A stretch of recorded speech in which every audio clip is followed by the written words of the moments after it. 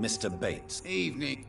Since I took an oath to help people, can I be of assistance? Well, seen better days, that's for sure. But it was bound to happen with all these refugees about. Infecting you. What? You give me this for free? How are conditions in Whitechapel at present? The way this sickness is spreading, I don't think there'll be enough new bloods to replace those tenants I'm losing from this bloody thing. Goodbye, Mr. Bates.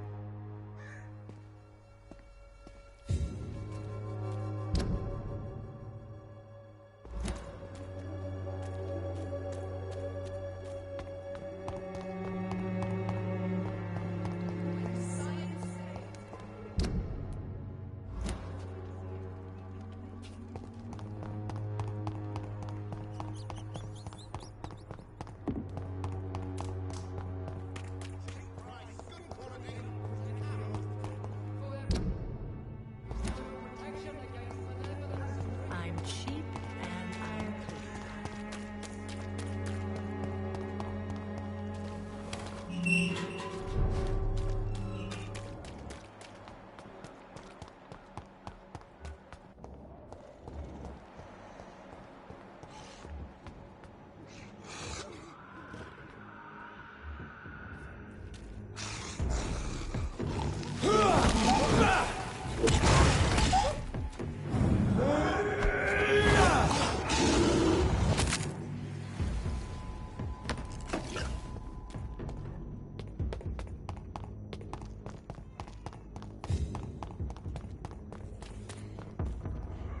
Best be moving on.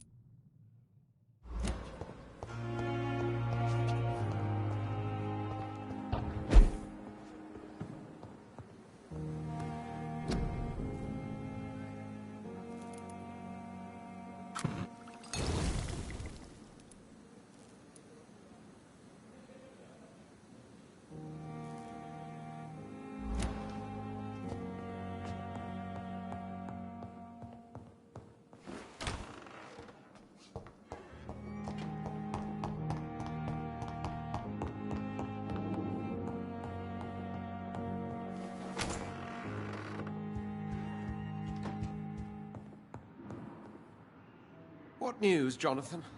Did Elizabeth tell you? So it's Elizabeth now. My. Things are moving quickly. I turn my back for a moment and away you go. How's the situation at the Pembroke? We're still holding out. Question is, for how long? What we really need is hope, Jonathan.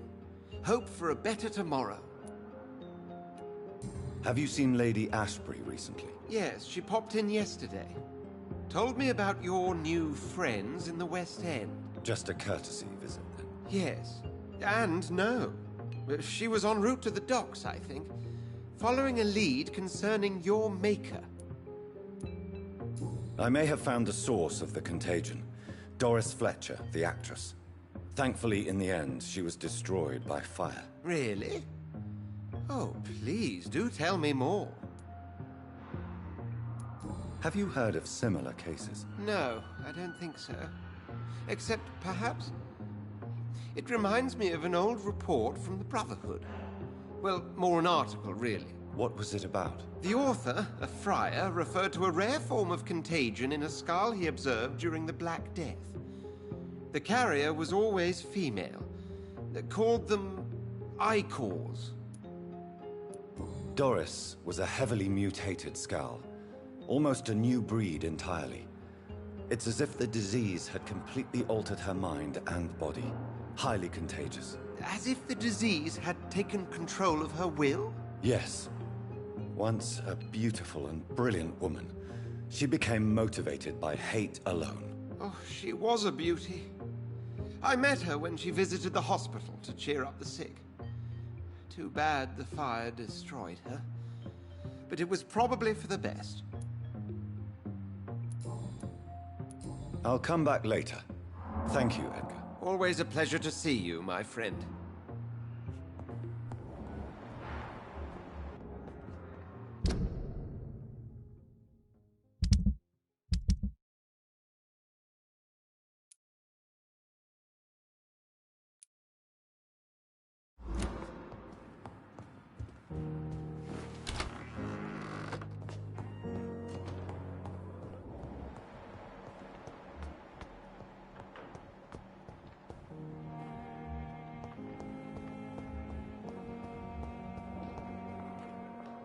Good evening, Miss Howcroft.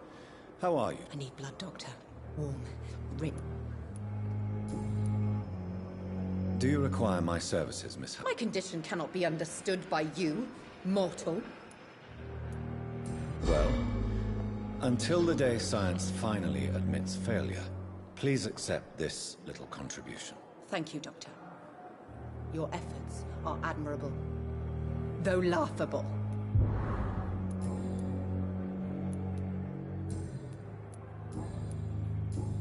I'll leave you, Mistress of the Dark.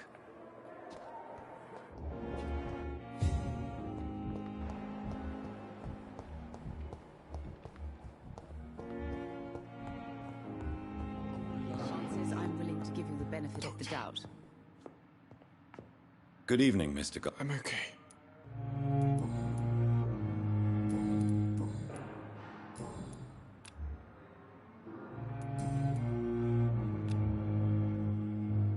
Do you need any help? You are not a burden, sir. Healing. And you have my gratitude. I have to go now. I'm all right. Time with me.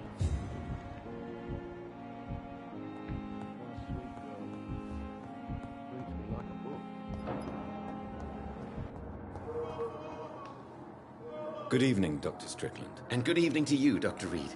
Can I be of any help?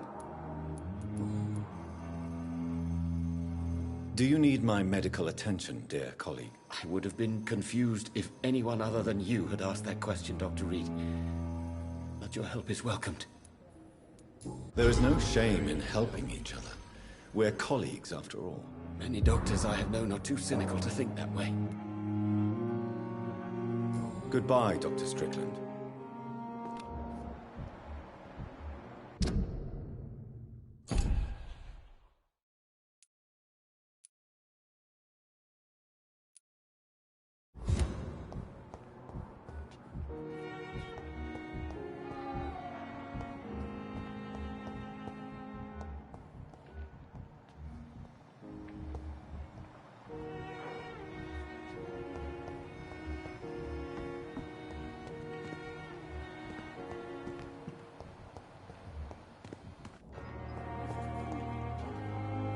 Good evening, Dr. Tippett. Dr. Reed, any good news to share?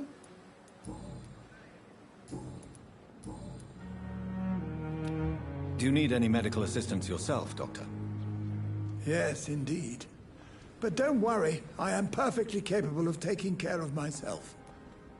I have no doubt about it, but you are still ill all the same. Please, take this medicine. I appreciate your concern, Dr. Reed. To be honest, I just did not take the time to diagnose myself. Goodbye, Dr. Tippett.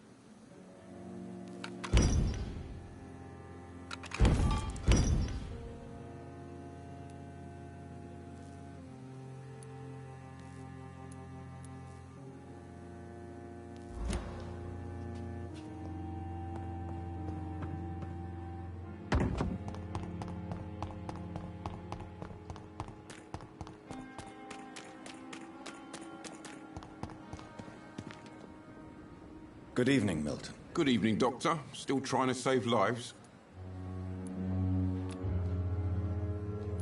I'd like to see your goods. Wise choice, Dr. Reed. A reliable gun is what everybody needs these days.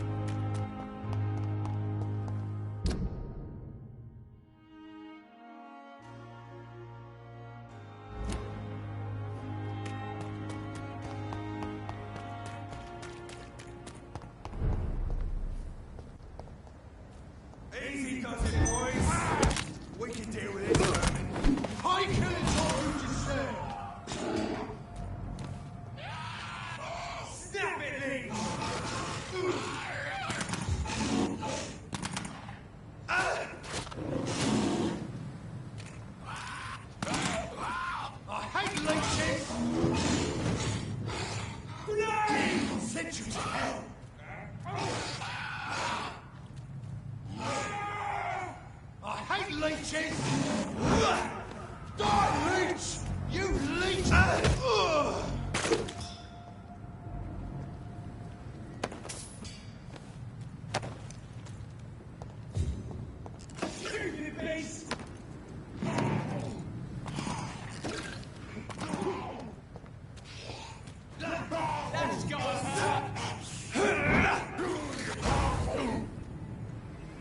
Sir, no civilians allowed.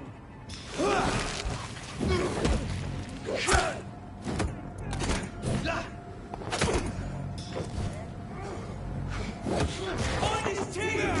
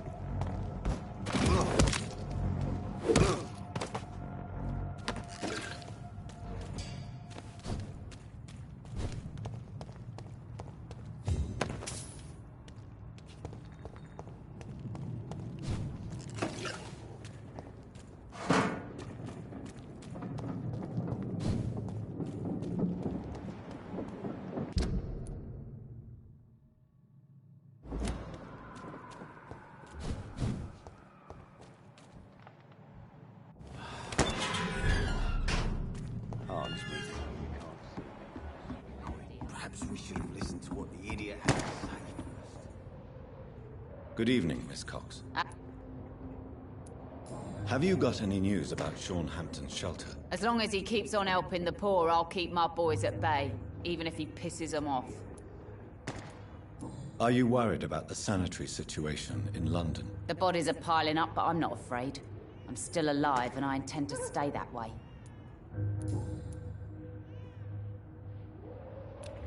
Can I offer you my medical help, Miss Cox? Giving out for free? You'd make a poor businessman, Dr. Reed. Perhaps I would. Please, take this. You'll feel better. Thank you. But don't expect me to owe you anything. Can I see what you have to sell? As long as you have money, I'll show you all I have.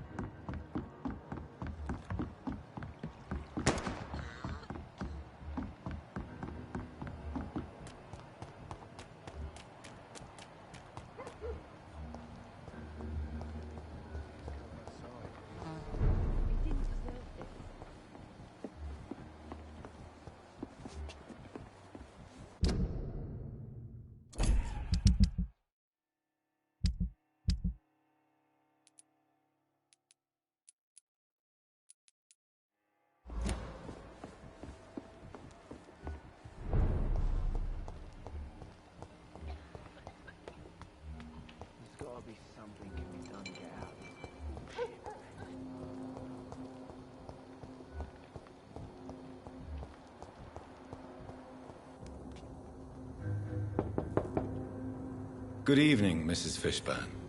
May I come in, please? Of course. Dr. Reed. Please don't stay too long, sir. It's locked. What can I do for you, Dr. Reed?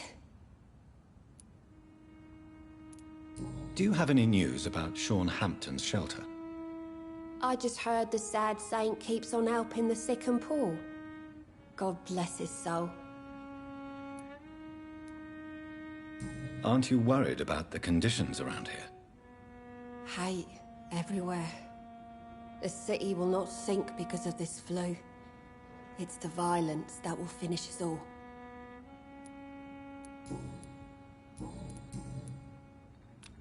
Mrs. Fishburne, are you in need of any medical assistance?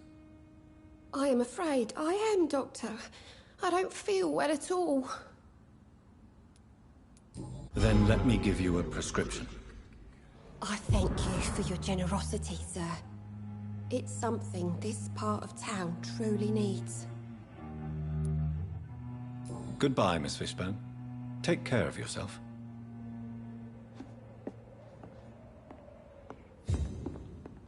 Just grow eyes in the back of that head, sir. Gentlemen are easy targets in these parts.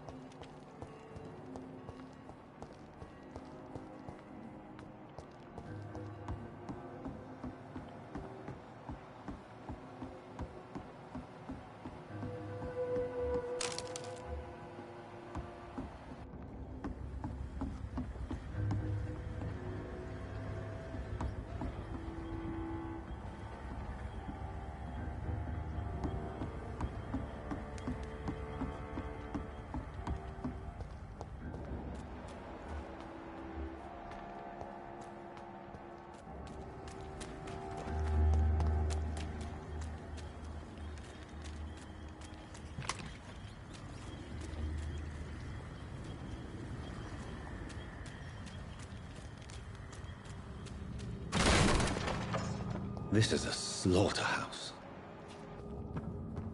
It's locked, all right.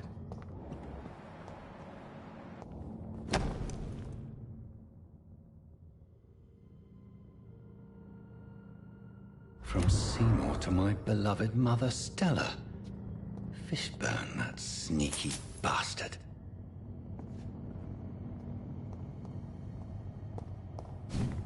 It's locked.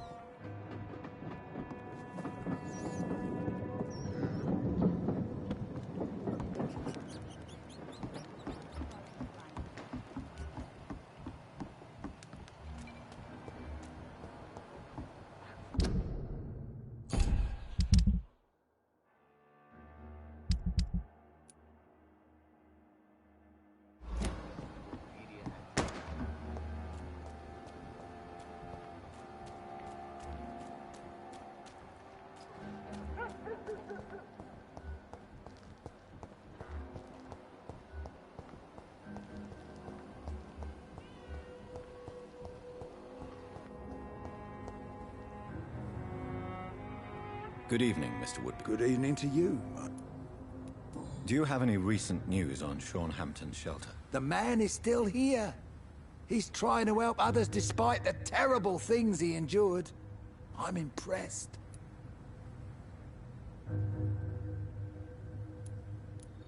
Are you worried about the sanitary situation in London? I never thought I'd live to see the last days of London. Just another thing I was wrong about, I suppose. Do you need my medical attention, sir? Unfortunately, yes. The spirit is willing, but the flesh, well, you know. Nobody is immune to disease. There's no need to be ashamed of that. Well, thank you, Doctor. Now maybe I'll live another day or two. Goodbye.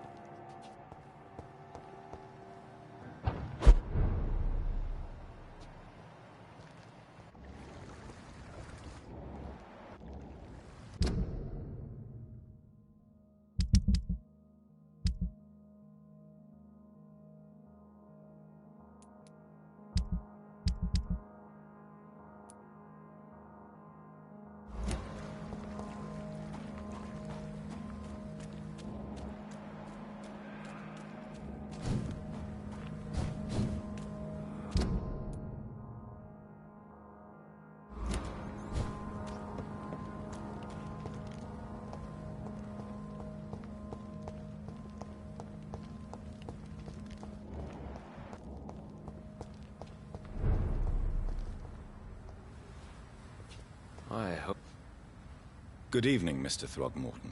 Dr. Reed, can I be of any assistance? Have you noticed... Have you heard any rumors regarding Sean Hampton's shelter? The sad saint will always be a target for vampires, but I'm keeping an eye out. Are you worried about the sanitary situation in London? It seems the Guard of Priwen has declared war on vampires. I'm not sure if that's a good thing, though. Really? I thought you'd be thrilled by this news. The Guard can be reckless. They rush into a fight without thinking. The citizens of London should not be the collateral victims. Do you need my medical attention, sir? Actually, I may. In my line of work, I have to stop at any sign of infection. Treating a vampire hunter's wounds is certainly a first for me. I'm happy to help you, of course. Thank you, Dr. Reed. Your support means a lot. Goodbye. The wet boots shouldn't be fighting each other.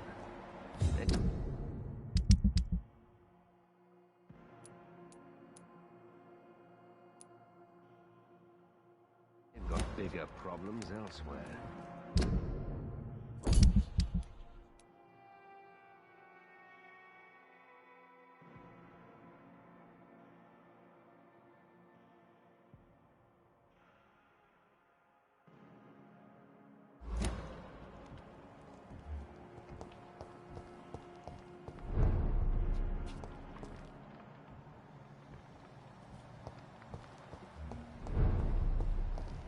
So much noise.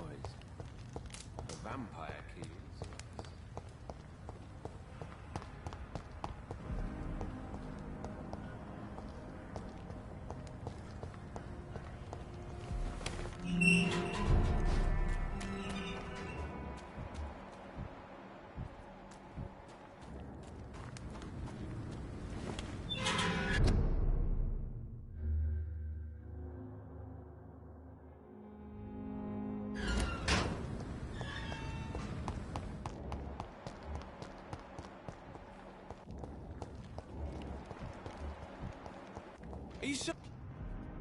Good evening, young man. There's no need to call me that, Dr. Reed.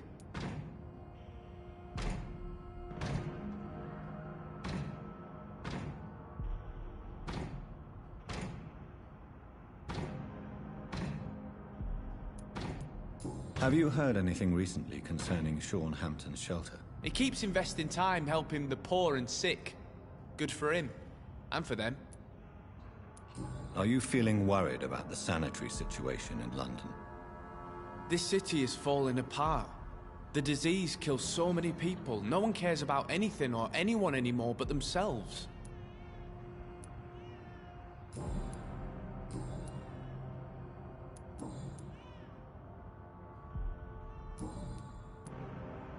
Show me what you have to offer then, Mr.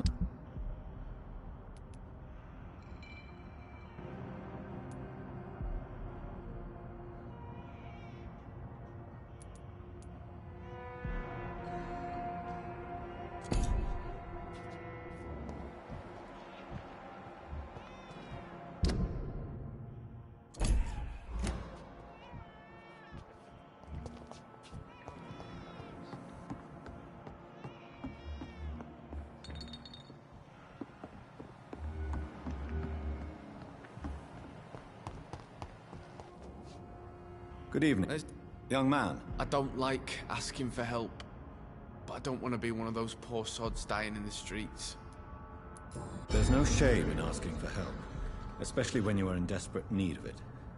Here, take this. You should recover in no time. Thank you, I suppose. Goodbye.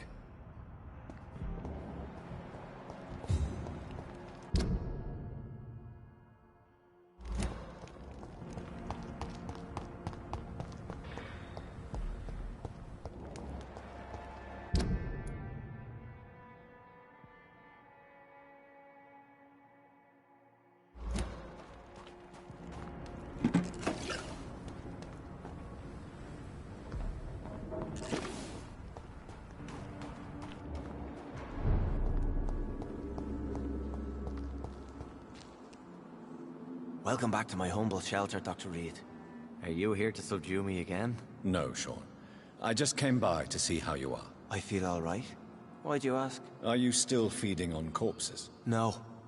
It's almost as though the blood you forced me to drink has provided me eternal satisfaction. How is the sanitary situation in this part of town? I think it's acceptable. Fewer cases of sickness recently. I thank the Lord for his mercy. How are things in your shelter? Between the mortals and the immortals, I mean. Even if we're all children of God, I've always maintained a strict frontier between the two communities. What do you fear? A few years ago, a Skal decided to pay a nocturnal visit to my sleeping customers. He got caught licking their necks in the dark. Since then, I have added a lock to the door. What if food became scarce? Wouldn't the immortals in your flock be tempted to feed on the living? Wouldn't you? The Skals can feed on the dead, Doctor. And until Judgment Day, mortals will continue dying.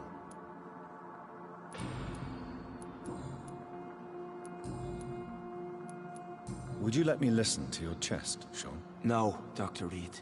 You already forced me to drink your blood, and I thank you for that, for I feel better now. But it was quite an unpleasant experience. It would help me greatly if you would allow me to give you a physical examination. I said no. I'm no subject of medical examination, and I intend only to obey and to kneel before God. How did you meet old Bridget? When younger, I used to patrol the streets at night, searching for lost souls. This is how I met her. It took me 2 months just to get her name. Now we support each other. Had you already visited their hideout in the sewers? Just once, and very briefly. Most of them are very discreet, and they see me as an outsider, even if I protect them. You really are a saint, Sean. Oh, no, sir, I'm not. But I know evil, and I believe goodwill and tenacity can make this world a better place. Have you seen Harriet Jones since taking her to old Bridget? No. She is with the sewer Skals now. I don't go downstairs. What happened at the Pembroke? I guess we recognized each other. As Skals, I mean. She had but one thought. To punish. To get revenge upon everything and everyone.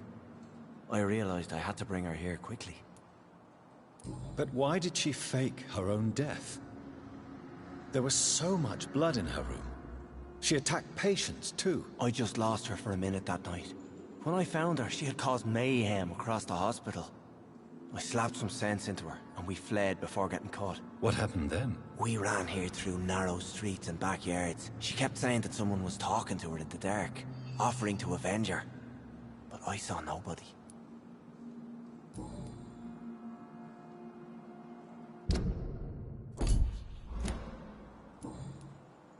Farewell, Sean. Take good care of your flock, and of yourself.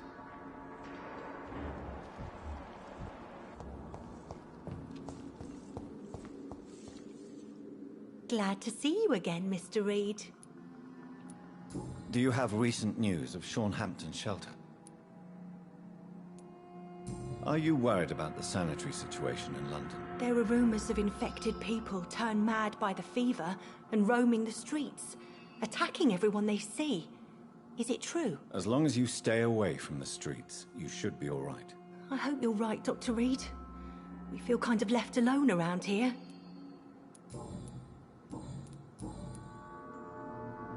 Do you need my medical attention, Miss Paxton? I can keep going, Dr. Reed. Of course you can, Miss Paxton. But I wouldn't recommend it. Please, take this. You will feel better. Thank you, Dr. Reed. Thank you. Really. Goodbye, Miss Paxton.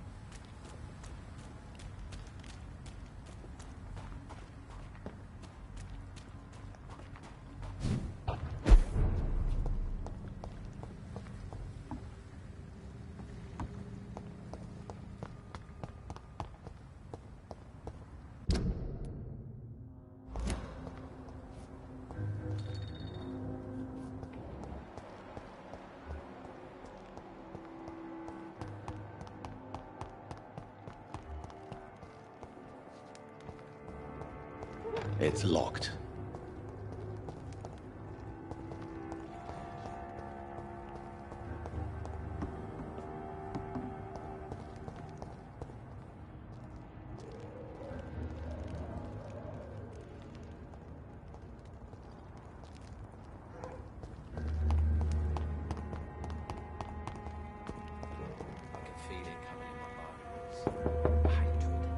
Good evening.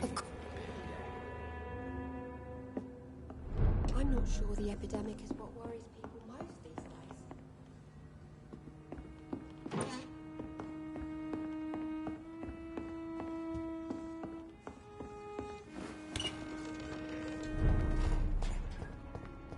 To every night, darkness, and every dawn of death. Good evening, Mr. Fishburne. Yeah. Have you heard anything recently about Sean Hampton's shelter? I don't give a rat's ass about Sean Hampton, his shelter, or any of the losers who sleep there. Aren't you worried about the conditions here in London? I've heard armed men have started patrolling the city, even killing the sick to stop the epidemic. Starting to like this city again.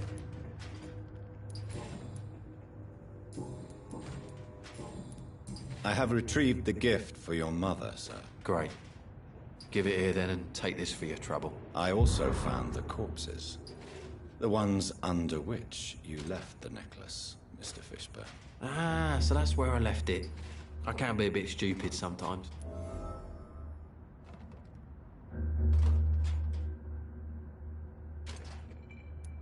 As a man of science, I'd like to try to understand why you killed those people. Why does there need to be a reason? They were just there. It happened. That's all. You're not a mindless animal, Seymour. Surely you have something to say about these murders. Speak up and I will listen without judgment. Could be right, Dr. Reed. Maybe it'll do some good to confide in a gentleman like you. You being educated and all.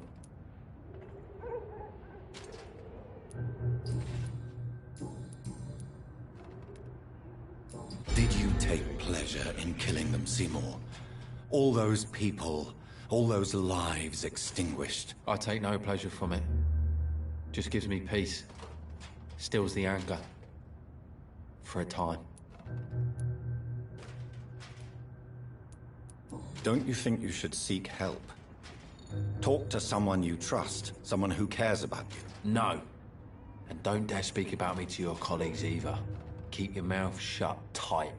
Especially about my mum. This rage you feel, have you ever been able to control it? Resist it? I tried. For my mum, I tried for her. Telling the truth made me feel better. For a while. Tell me about your victims, Seymour. Who were they? Why them? Was there a link? Why should there be? They just kept getting on my nerves at the worst times, that's all. How many? How many victims? It's not like I keep records. It happens when it happens. You feel nothing, do you? No empathy for your victims at all? You seem pretty calm yourself, don't you? We're not talking about me. That right? Well, our calm's the only thing we have in common then. Why is your mother protecting you, Seymour? I'm her son. She's the only one who knows me. Sometimes I think she knows me better than I know myself. I understand you love her, but can't you see the awful situation you've put her in? Do you think my mum would have a better life if I were dead? She seems so sad to know me sometimes.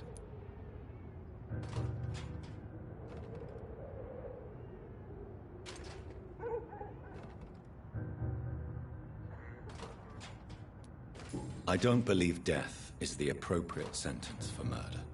Not in a civilized society. But the last word has to remain with the law. There is no law around here. No justice to be found. In these parts, revenge is the only answer.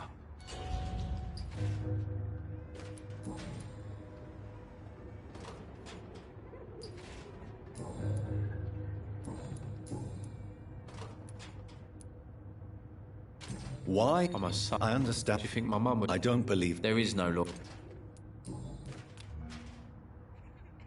Goodbye, Mr.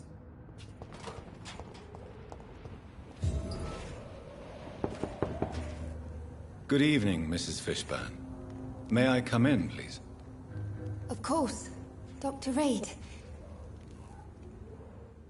I'm not sure the epidemic is what worries people most these days. What can I do for you, Dr. Reed?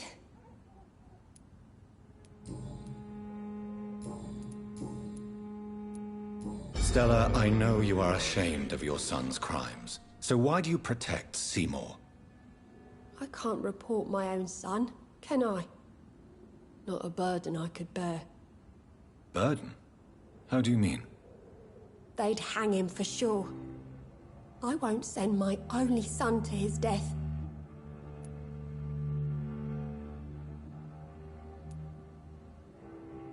I understand your pain, but you cannot mother him forever. If someone ever found the courage to speak to the police, I will take my share. Your son's gone way beyond simply bullying people. He has a taste for blood, and you know it, don't you, Stella? One night, he told me straight up, in his own words. It was several days after one of his episodes. Did Seymour tell you everything that night? More than I could stand. The words he used to describe his hate, his rage, how he feels when he's done it. Why did he confess? Did you suspect something? No. I guess he wanted his old mum to help him fight his, demons. Tell me about these demons Seymour needs your help to fight. Seymour used to be such a happy child. And he is still a helping son most of the time. But when he gets angry, he can hardly contain his rage. All men and women are born innocent, Mrs. Fishburne. But there can be a monster within any of us. Do you think he can be cured, Doctor? Do you think something can extinguish this rage inside my Seymour?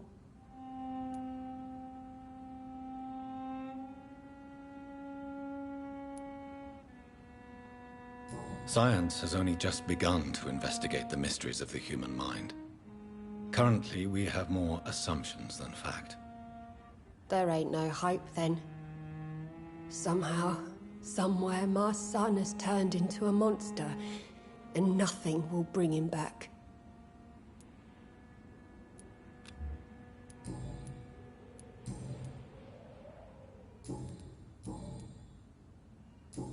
Goodbye, Miss Fishburne. Please don't stay too long, sir.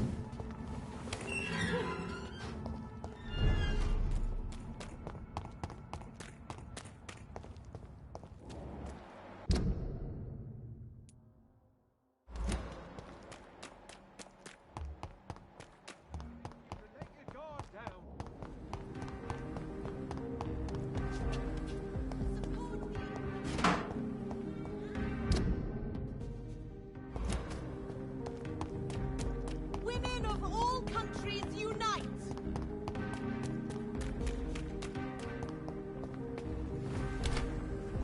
Man does not seem well.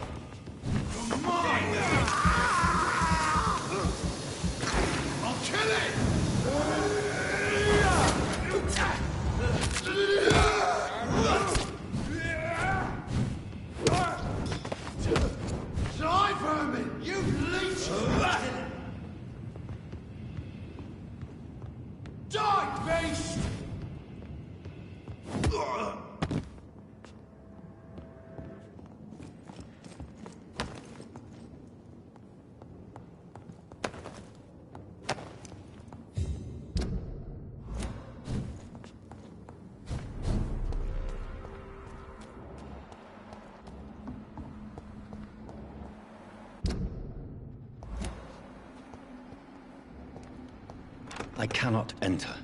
I should find another way to get into the neighborhood.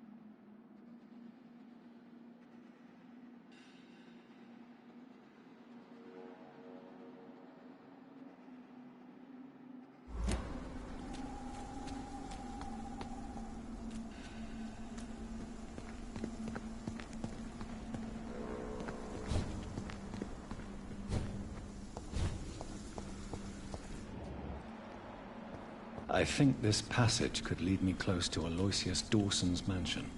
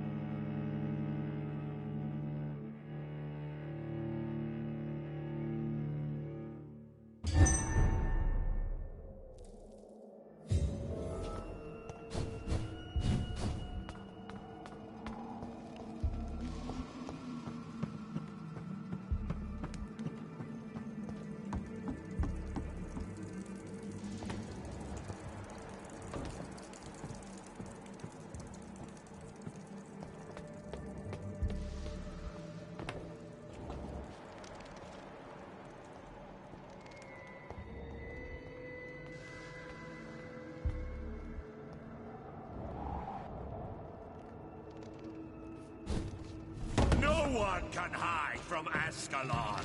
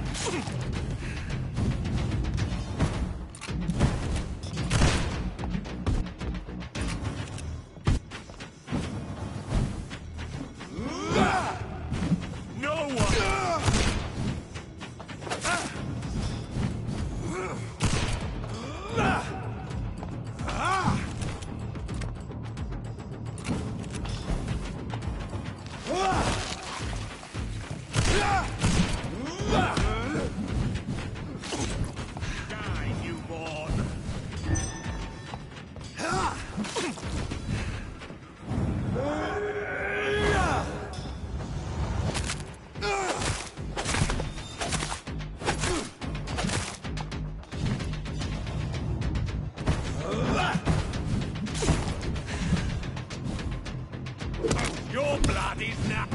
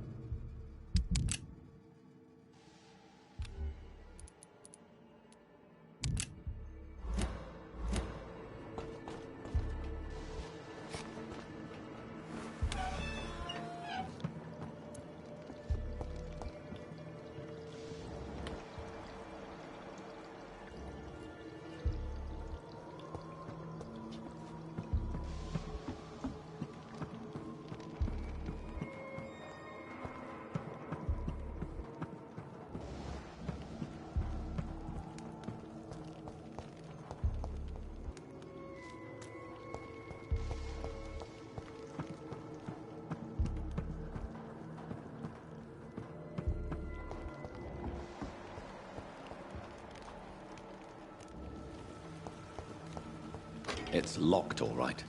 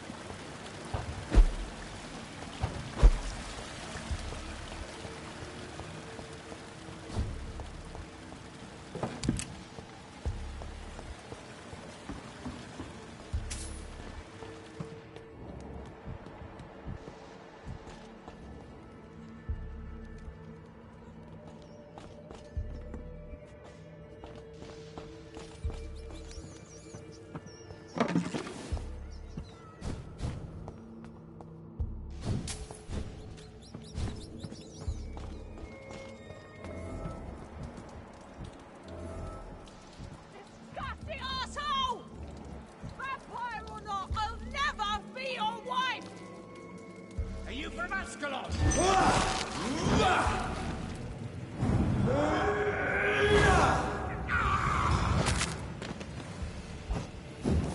How long are you gonna keep me locked in here?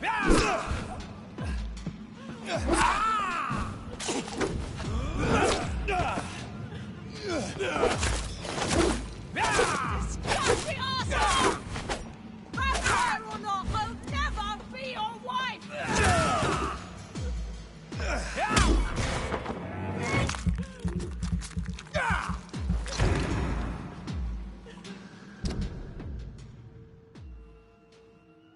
Let me go, you bastard!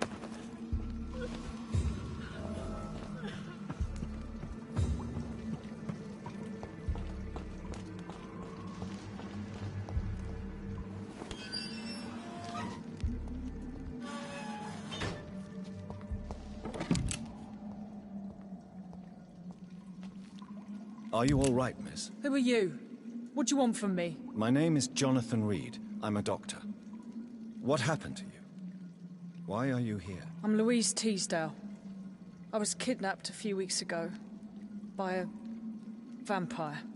Don't laugh, please, sir. It's no joke. I believe you, Miss Teasdale. That monster told me my father was dead. That no one was waiting for me outside. You're safe now. You don't have to worry about the vampire. You should just return home. Thank you, sir. I hope we'll meet again soon. Because I'd really like you to teach me how to get rid of these creatures.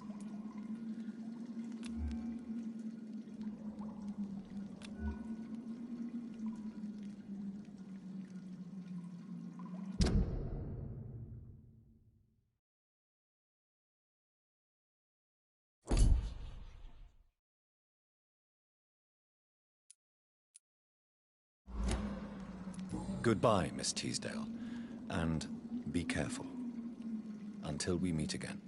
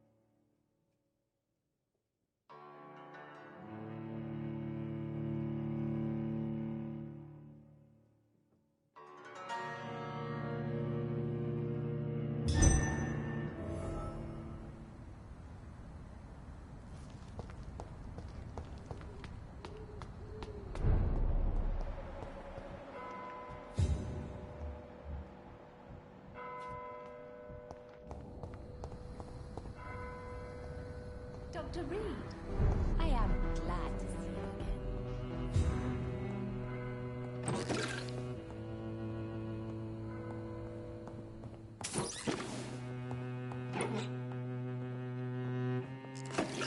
Good evening, Miss Price.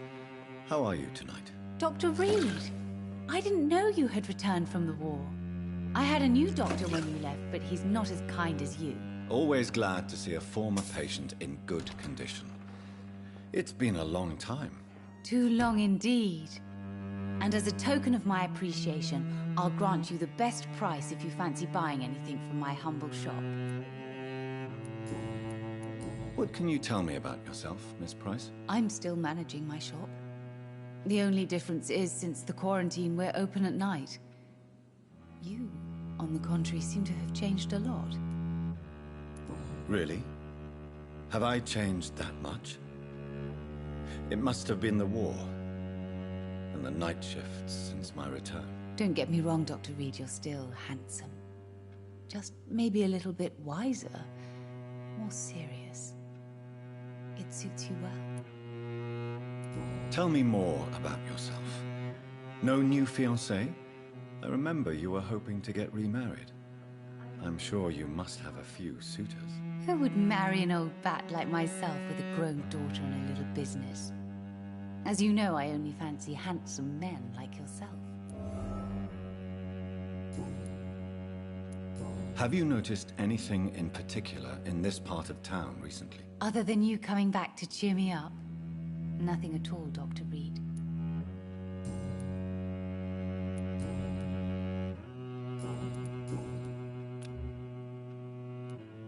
Does your daughter still worry you, Miss Price? I remember you were often concerned about her health when she was younger. Have you not seen Carol since you returned? She's almost a young woman now.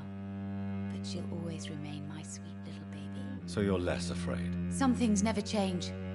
Carol is still too clumsy for her own good. Sometimes her innocence puts her in real danger. You have every reason to be cautious, Miss Price. Especially in these difficult times. Maybe you could talk with her, Dr. Reed. It would be nice to have a man here more often. We would both feel safer. Why would her innocence put her in danger? She does not realize how cruel life can be. Maybe I was a bad mother to protect her too much. My poor dear Carol.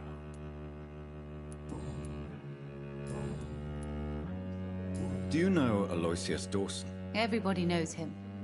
He's only been to my shop once, though, looking for rare books and other intriguing antiques. Did he buy something from you? No, he left quickly. He almost laughed at my goods. Mr. Dawson may be a rich man, but you can't buy good manners. But isn't Aloysius Dawson known for his philanthropy? That was before his brother Robert died in an aeroplane crash. Since then, the remaining twin has turned into a heartless tycoon.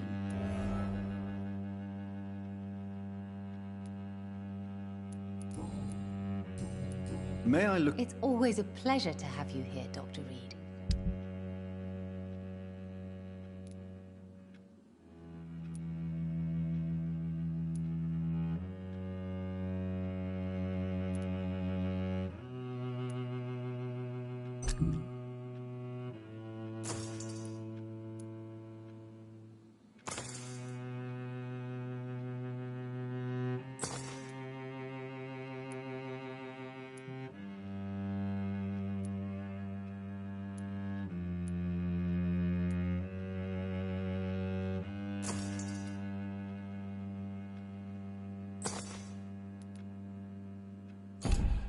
Dr. Reed, I am glad to see you again. Good evening, Miss Price. I'm Dr. Reed. Do you remember me? Dr. Reed? Yes, of course. You are the doctor who healed me and my mum. Good evening, Dr. Reed. Good to see you too, Carol. Are you all right? Oh, yes. I did not hurt myself recently. I know how to take care of myself now. I'm almost a grown-up.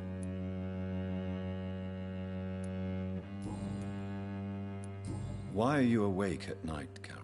I am helping my mother in her shop. It's not easy, but I'm a grown-up now.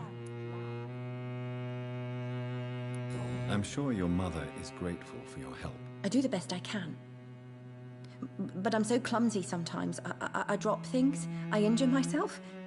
It's a good thing my mother has the patience of an angel. Why is work not easy? Is something or someone bothering you? Oh no, most people are gentle with me. But I'm so nervous sometimes. I pay no attention and hurt myself. Good thing my mum learned first aid. What can you tell me of the people living nearby? I don't speak to many people, except our customers. It's not easy to make friends. And with the epidemic, it's even more difficult. What can you tell me about the epidemic? Some of our regular customers have left London. Some others only send their housemaids now. Everybody fears the contagion. I've even seen men with weapons. Have you no friends at all? No. Mr. Nithercote used to pass by and was always nice to me. Does he not come by anymore? No. Mum said he was weird. Always reciting poetry about a girl he'd met in Whitechapel. I wonder who this Camellia may be.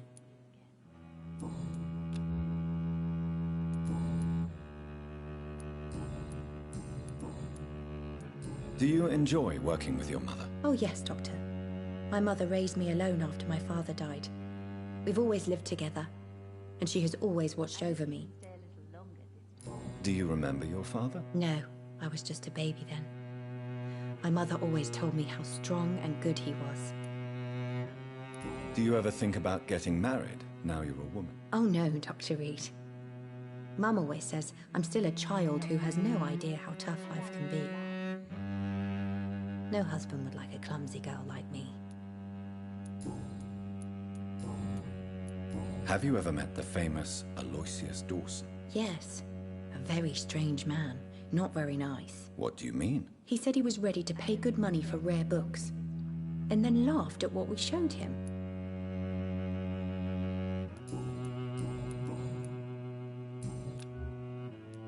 Goodbye, Carol. Good morning. Good evening, sir. Good evening, Miss Price. You know you can call me Carol. Carol's gratitude is exemplary. She seems determined never to leave you. I'm taking care of my daughter as well as I can. It's not always easy, but she's the best gift life gave me. But she'll probably leave you someday to live her own life. Will that be difficult for you? Why would she leave? Children sometimes stay with their parents until the end, for they know no one else will love them as much.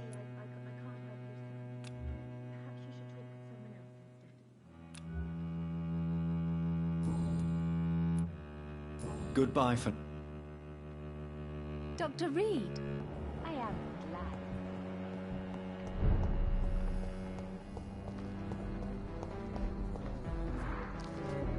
Good evening, sir. May I ask you what you're doing here at this late hour? I'm conducting an investigation about the epidemic in this part of town. And who are you, sir? I'm Dr. Jonathan Reed, from the Pembroke Hospital. May I ask who you are, and why all the questions? I'm Detective Inspector Charles Albright from Scotland Yard. And I don't find your answers convincing. What is a Pembroke doctor doing in the West End at this time of night?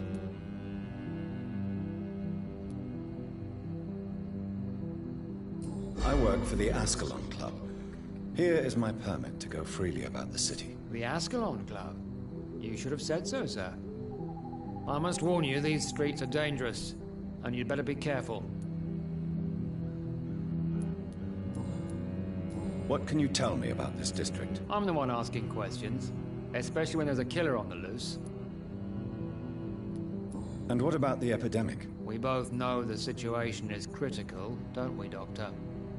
Colleagues of mine die almost every day. What killer? I'm not going to discuss that with the civilians, sir. Haven't I told you about the investigation I'm conducting? Perhaps I could help you. All right, without giving you too much information, I'll tell you this. I'm convinced there is a homicidal maniac on the loose, using the epidemic to disguise his kills. Why are you investigating at night? Criminals rarely act in daylight, you know. But since you are also a night worker, have you noticed anything strange, which requires police attention?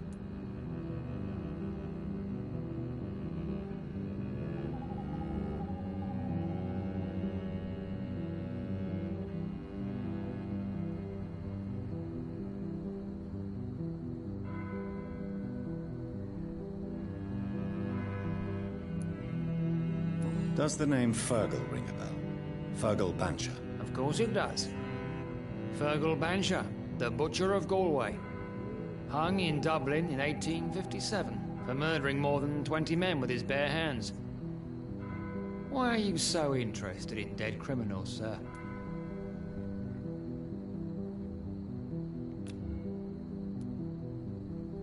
What are you really doing here? I told you. I'm a detective inspector from Scotland Yard, investigating suspicious cases in the area. Do you work alone? Yes. The situation is difficult for the police. Many of us are sick, and since the summer strike, most men apply a work to rule on their patrols. What about the situation in the East End? Why are there no police there to protect the civilians? I know, it's a shame, but we just don't have enough men to cover the entire city.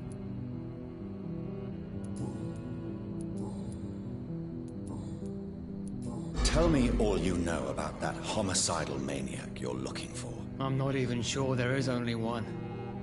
The wounds are always the same, but the modus operandi varies.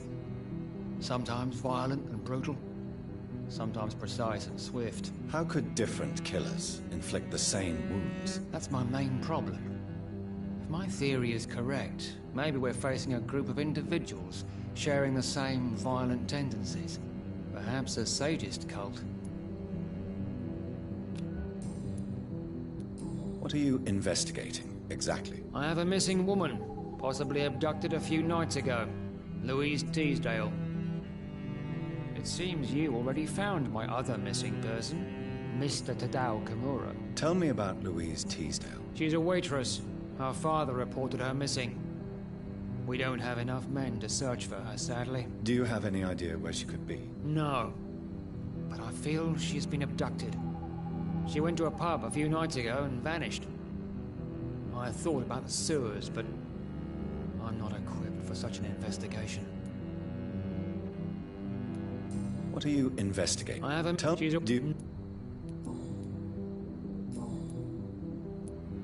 Do you know anything in particular about a man called Aloysius Dawson? Who doesn't know the man?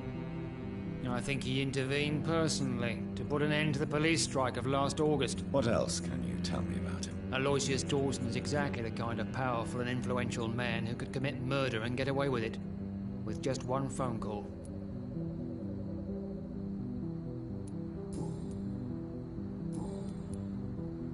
Goodbye, Detective Inspector Albright. Goodbye, Dr. Jonathan Reed.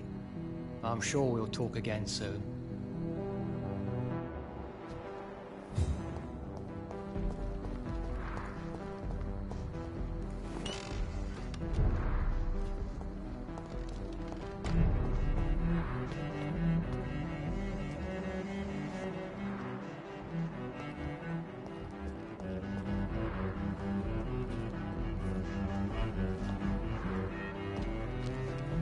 Good evening, sir. I am Dr. Jonathan Reed. Do you need my help? Yes, please. Would you be kind enough to tell me what the time is? That's all you need to know. Well, is it not important to know? As important as where you are? Or who you are? I suppose you're right. And who are you then, sir? I am Agamemnon Baker. Like my brother, I think we need to leave this city immediately. And my brother and I rarely agree on anything. May I ask what you're doing outside at this hour of night? I don't know. You should ask my brother instead. It was his idea in the first place. You must have your own ideas. From what I have managed to understand, I guess we're supposed to wait here. Waiting for someone to come. What can you tell me about this part of town? It's the only place I've considered myself happy. Or at least that's what I believe. Unfortunately, it's time to leave. Why is that? Because I'm not feeling happy here anymore. Are you? No, I'm not. Good for you. It's a good thing to have a clear idea of where you stand concerning crucial questions. Don't you think? May I ask why you've not gone already, if you're so exasperated by this long wait? I believe fear is holding us back. My brother would have said it's laziness, but it's just because he's prouder than I am. What can you tell me about your brother? He's older than me, I think. But the important thing is that I really hope I'll die before him. Grief would just kill me, you know? Is that all? Pericles is very attached to the city, and without my insistence, he would never leave this place. We don't often agree on anything, you see?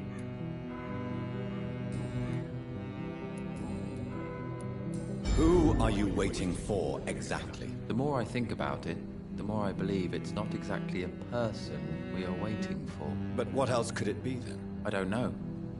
A feeling? An event? An impulse? How can I tell? Something that would allow us to leave this trap. I'm afraid I'm not following you. What kind of trap are you talking about? Have you ever felt like life trapped you in a role that does not fit you? That you are not in your place? That sort of trap. Trap? And you think leaving London will free you? At least it will give us the chance to be free. That's more than our present situation. Hope, Doctor. Hope is what truly drives mankind.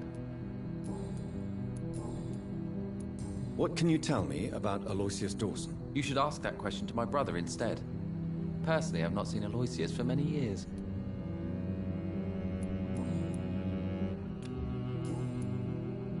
Goodbye for now, Mr. Baker. Good evening, sir. I'm Dr. Reed. Can I be of assistance? Dr. Reed?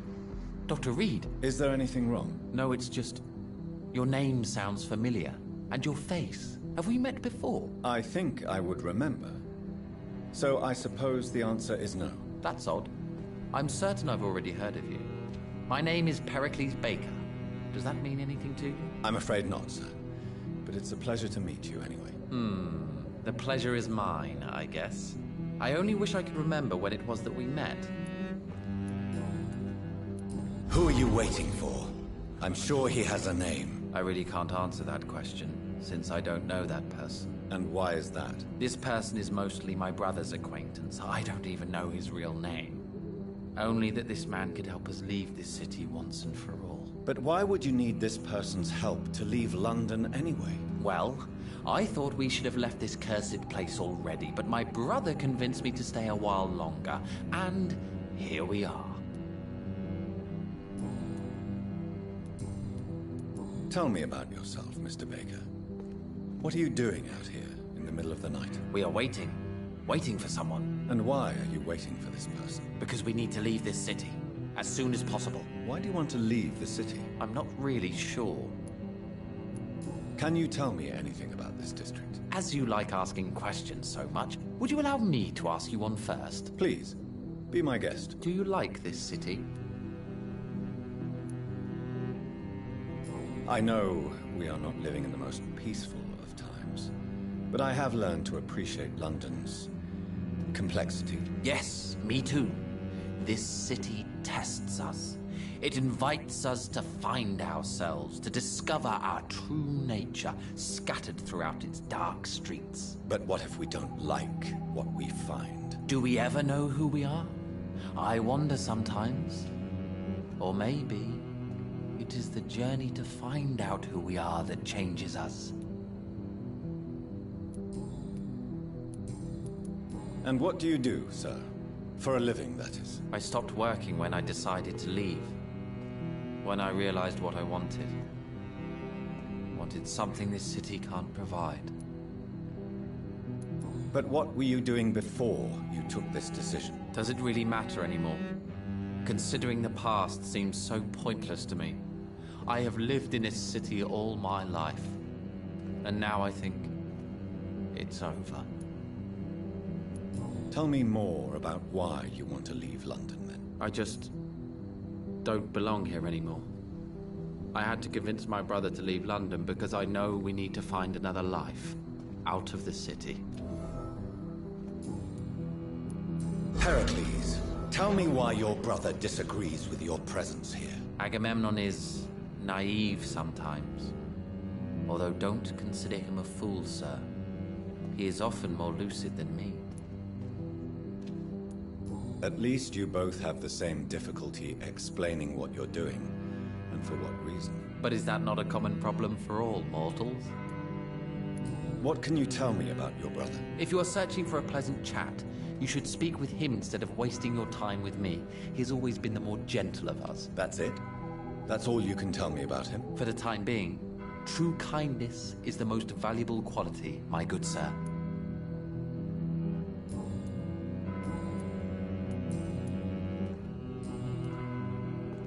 What can you tell me about Aloysius Dawson? I've heard this is a man who has searched for his place in the world for a long time. I hope he found it. Goodbye, Mr. Baker. Hello again, Dr. Reed.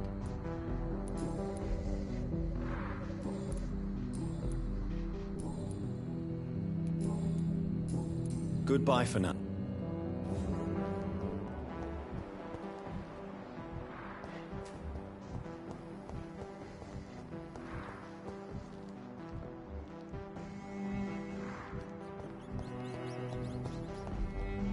It's locked.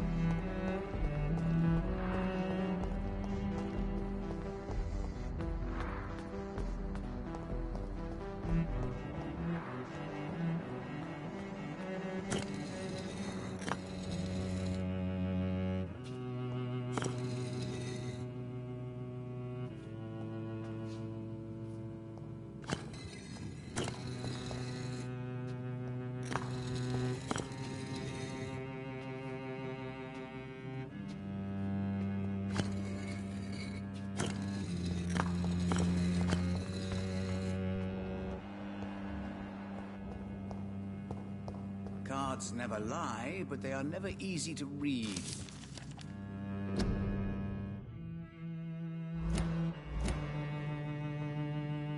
Jonathan Reed. At last we meet. The cards warned me you would visit tonight. I beg your pardon, sir. Do I know you? Of course you do.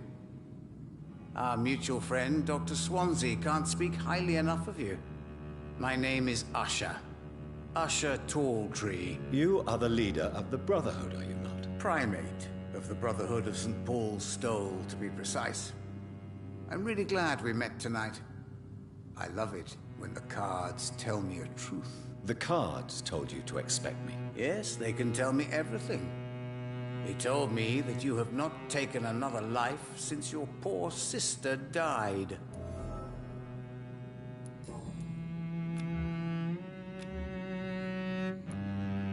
How do you measure the amount of blood on my hands? I told you. The cards always tell the truth. Well, most of the time. Is it possible to tell me my future? A vampire's fate is much more delicate to read, Doctor. But I can try. All right. Let me hear it. You're on a path to redemption, Jonathan. But be careful. One single trip and you'll fall. That doesn't sound promising. Take this, young Ekon, as a personal reward for your strong will. Keep following the right path and you'll reach safety. I would rather not know. May I ask you about the Brotherhood? Of course. But I must warn you that there are some subjects we consider taboo, in spite of our fondness and acceptance of your kind. Who founded the Brotherhood? That's precisely the kind of question I cannot answer. It is delicate, and may reveal some of our secret traditions. So you're not just a club of academics and scholars? Once upon a time, very long ago, the Brotherhood did more than simply study the vampires. They took actions to eliminate the more ferocious and corrupted. I know there is no love lost between the Guard of Priwen and the Brotherhood. What caused this rift? It was 1801. The Brotherhood was stronger then, a strength that made them hungry for ever greater power. An argument divided them, and the wound never healed. What was the nature of the disagreement? The problem was that both sides considered themselves the legitimate heirs of the original Brotherhood. We divide up the books, the relics, not always fairly or with consideration. How do you I told you. Is it possible? A vampire's fate is much more...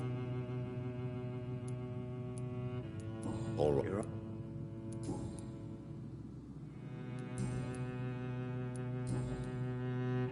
What can you tell me about the neighborhood? I really don't know. I don't often go outside. And when I do, it's usually to quite distant destinations. So you see nothing in the stars for me? You're a poor fortune teller, then? Oh, I can tell you many things. But they will only concern you, not the city. For example, I know that you offered your sister the final rest she asked for.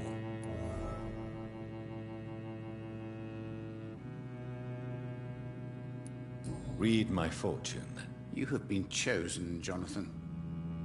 I see on you the mark of a strong being, so powerful it needn't even reveal its strength.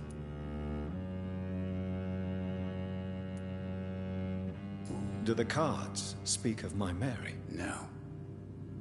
It's the burning aura of guilt that precedes you everywhere you go.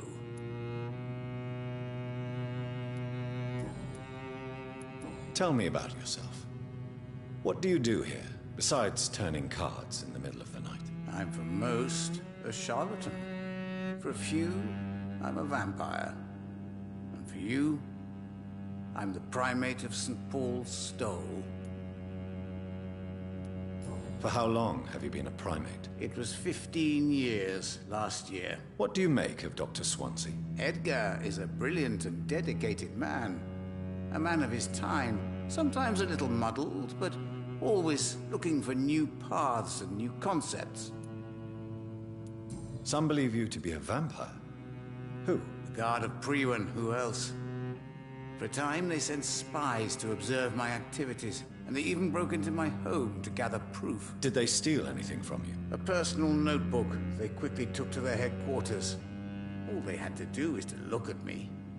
I'm aging. What better and definite proof that I'm not an immortal? Do you want your notebook back? If you ever find it, I'd be glad to have it back, of course. I do ask one thing, though. Do not read it, Jonathan. Some secrets are not meant to be revealed, even to immortals. Can you read the cards for me? Are you sure you want to know what they will reveal? Yes, I am. It will cost you 150 shillings. Perhaps later.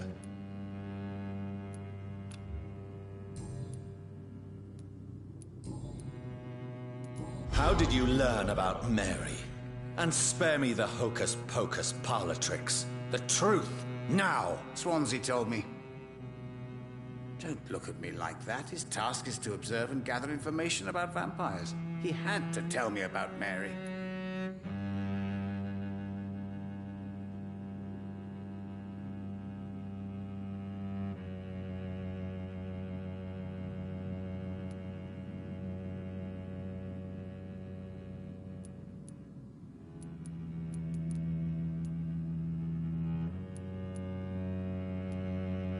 She could have survived as a vampire. If only she had given me a chance to explain. If only I could have found the words. Not all vampires accept their new condition. Since suicide is impossible, you have to find a way to get someone else to relieve the pain. I could have saved her. No, Jonathan.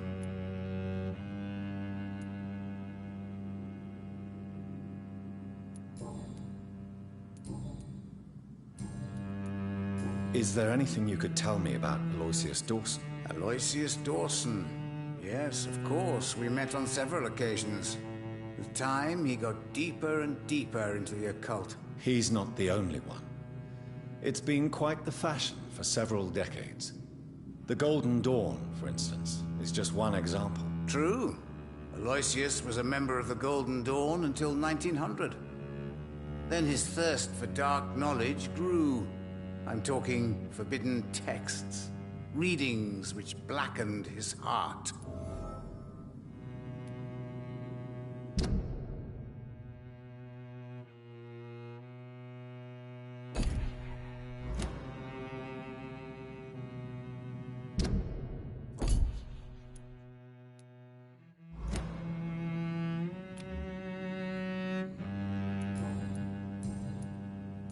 Goodbye, sir. Until we meet again. I rarely wander, yet it amuses me to converse with your kind. A red river, a song in the dark, the whispers of a sun. So many signs to interpret.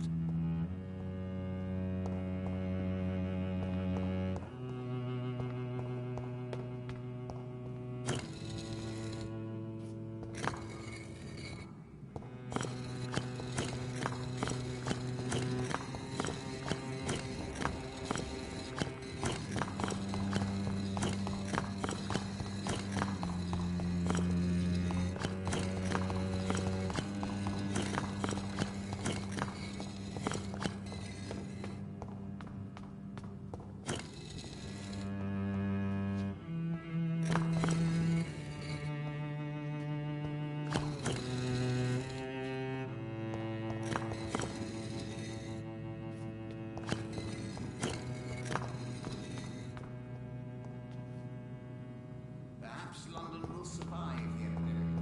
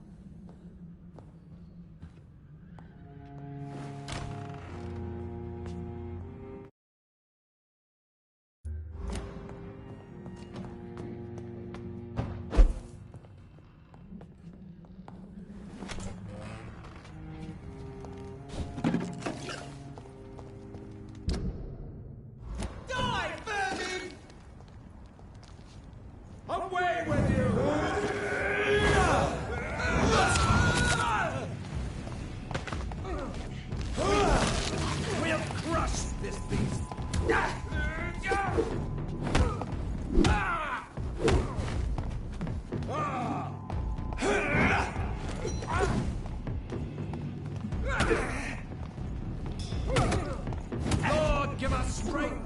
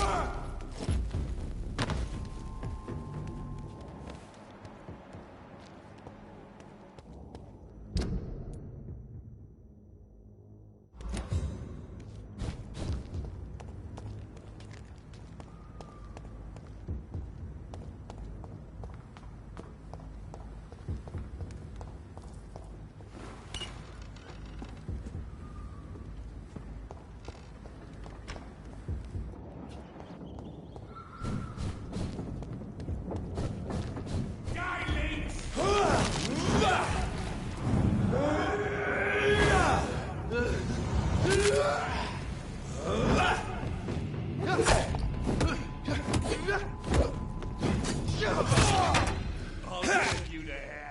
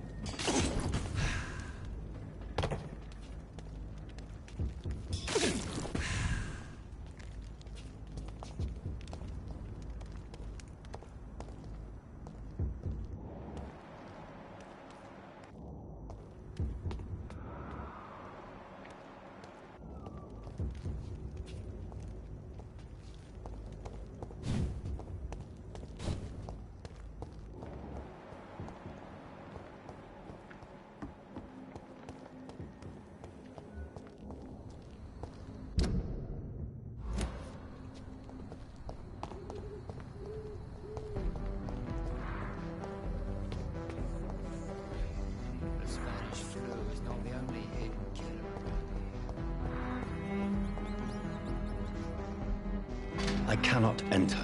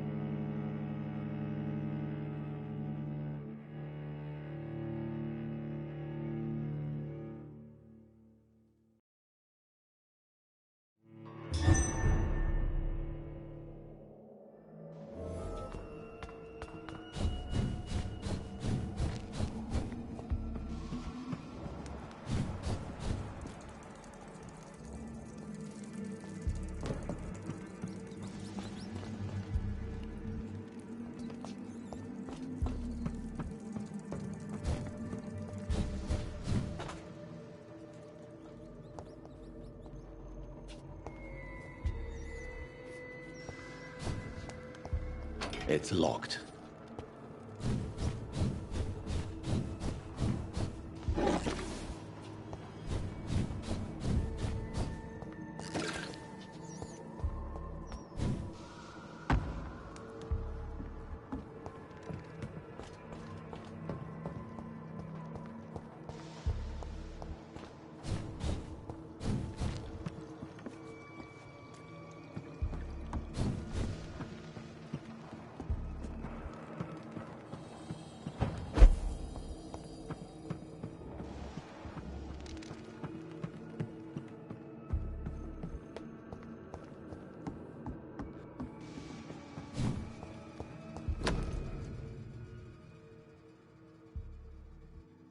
Louise's father was determined to find and save her.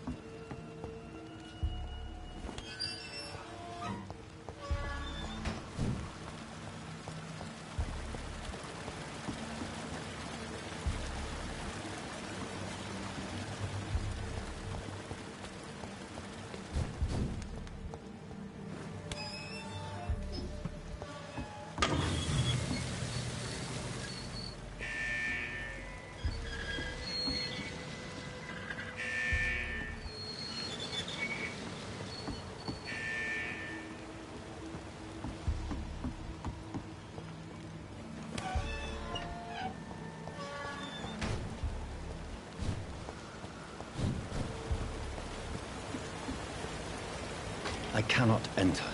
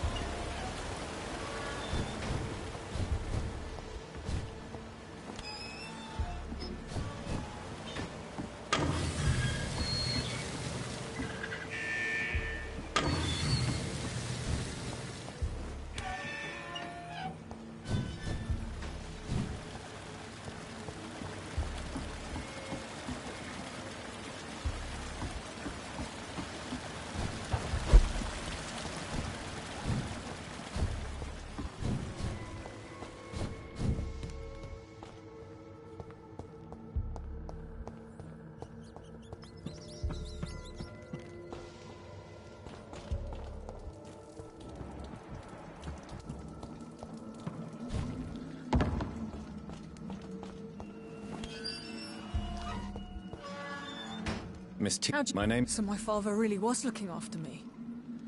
This man, this vampire told me my father was dead. Is it true? I'm afraid so, miss. I'm so sorry for your loss. But you are free to go, as your abductor is no more. I suppose my jailer also killed my father, didn't he? Thankfully, he did not search your father's corpse, where I found his notes describing where he might find you. You should read them. I must find my father's body. He deserves a proper burial. Goodbye, Miss Teasdale.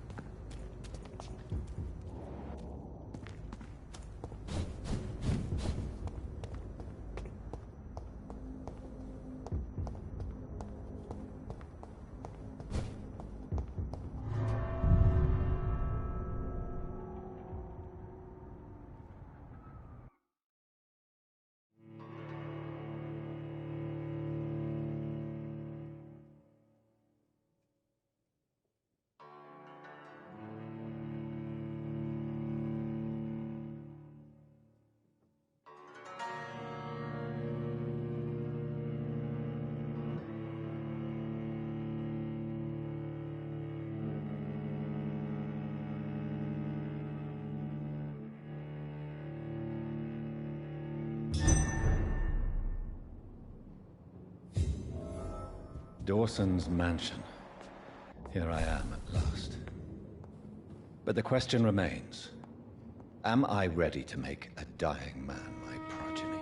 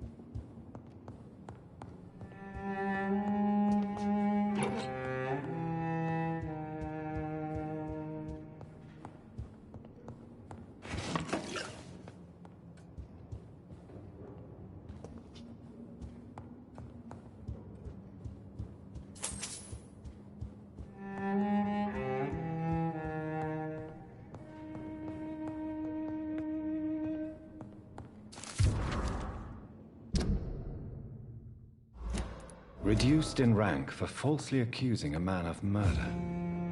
I wonder what Inspector Albright thinks about his punishment.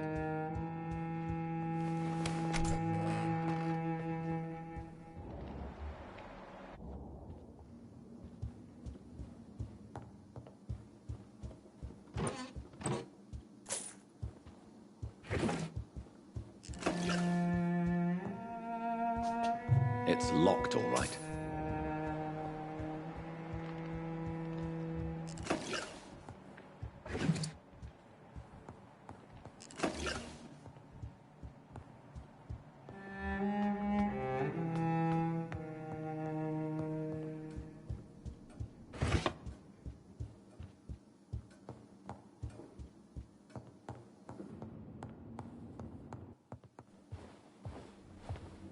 Finally, you're here, Dr. Reed.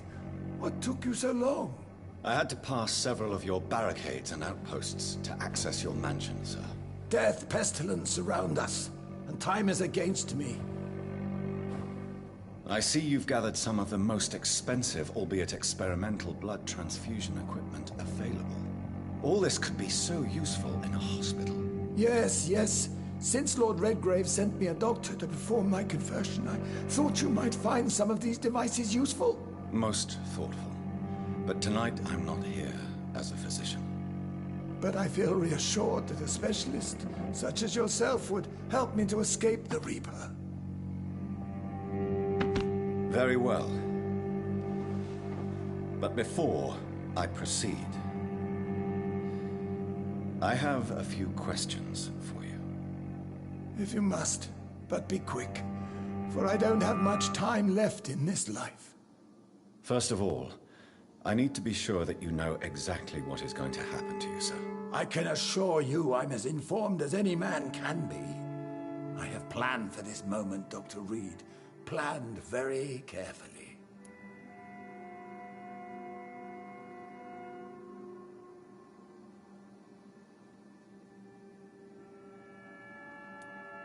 I'm the only vampire in the room for now, so please indulge me. All right, all right. What is it you wish to ask?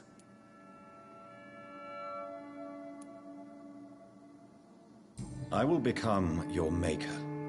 Do you understand what that means? Well, I certainly won't consider you my liege, or some such drivel. You can be assured of that. You'll need to feed on warm blood. Blood from mortals. How do you feel about that? I'm rich, Dr. Reed, and powerful. I'm sure I'll be able to acquire all the blood I need without ever having to sully my own hands. What do you know about the Guard of Priwen? What I do know is that I'll crush anyone or anything that would dare to oppose me.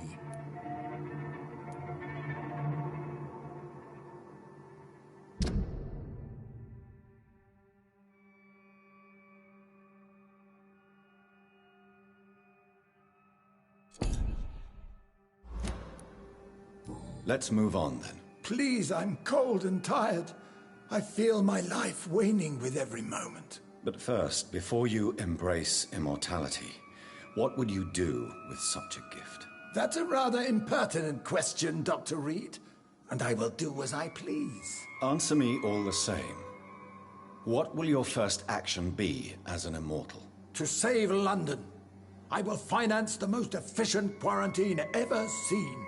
I will build a wall that will separate the sick boroughs from the healthy ones.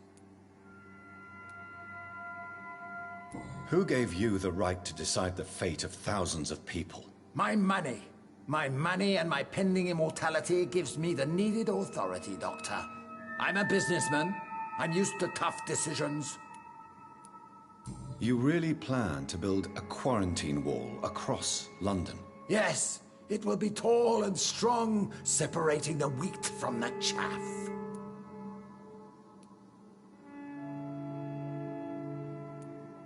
Let me guess. You mean to isolate the rich from the poor? This is a desperate measure for desperate times.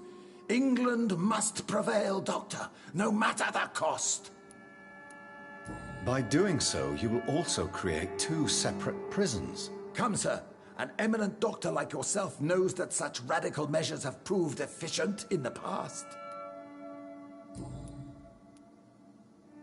Quarantine is not a bad idea, medically speaking. But I'm convinced this epidemic will not be contained by mere walls. As long as the right people are on the right side of the wall, that's all that matters.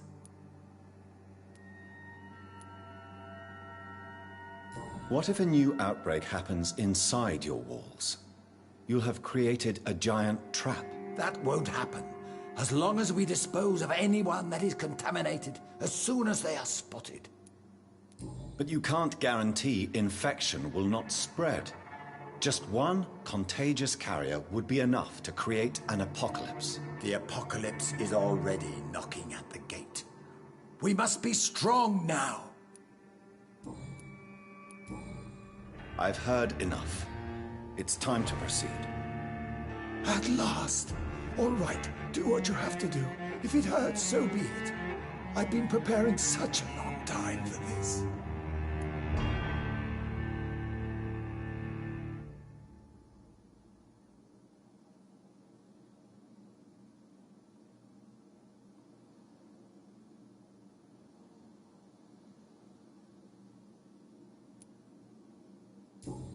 Listen to me, Aloysius Dawson.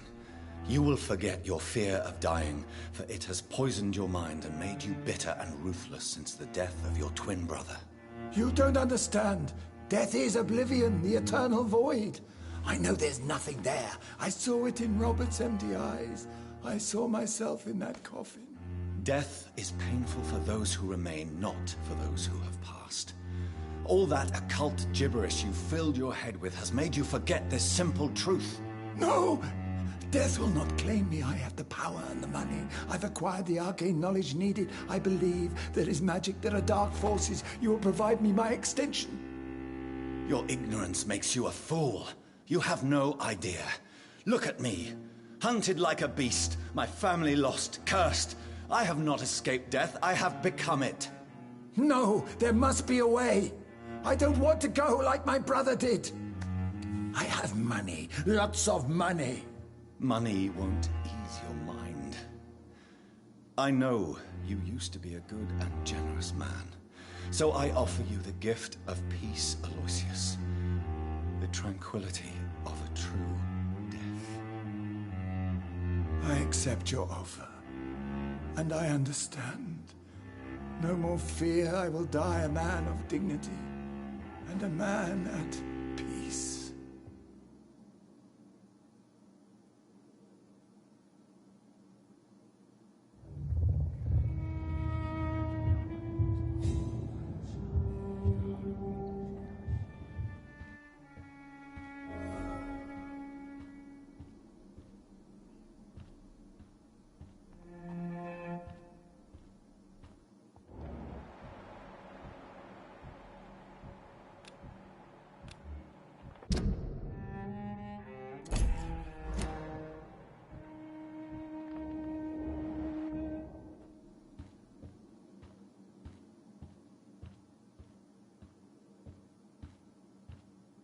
It's locked.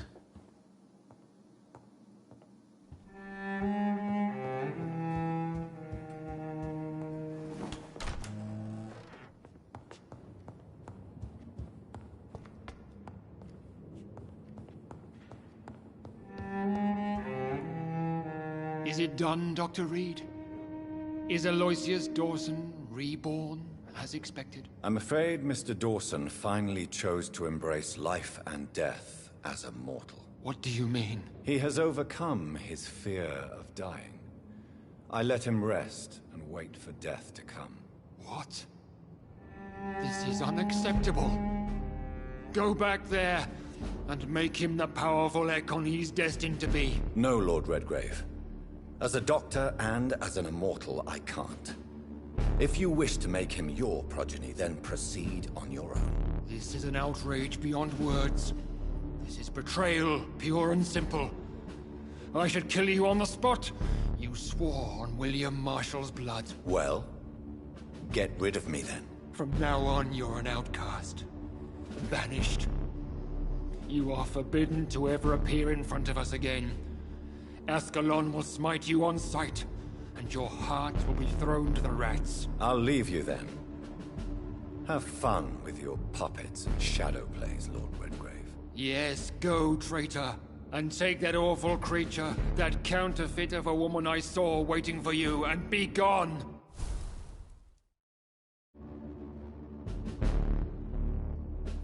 Step away, traitor. Return to your dubious friends and your decrepit hospital. Do not dare show yourself again, you or that monstrosity you bring to my door.